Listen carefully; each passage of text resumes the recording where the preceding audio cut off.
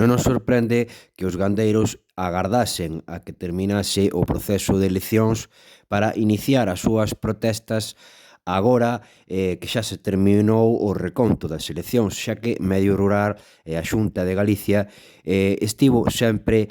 axudando a gandeiría, especialmente non pedíndolles documentación como fan noutros países noutras comunidades autónomas de España, e aquí pois están metendo fincas arreo sin o consentimento por escrito dos propietarios. É unha picaresca que se está a facer dende fai moitos anos entre as administracións, entre a Xunta de Galicia e Medio Rural e os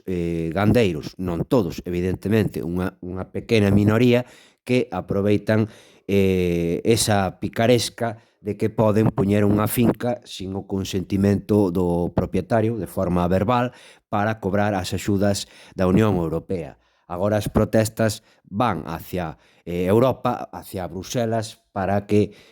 agilicen eses trámites e non lle pidan eses documentos que non teñen e non van poder cobrar esas axudas porque faltan eses consentimentos dos propietarios. A veces un propietario que está falecido, que eles saben que está falecido, que aínda reza no catastro como propietario, etcétera, etcétera.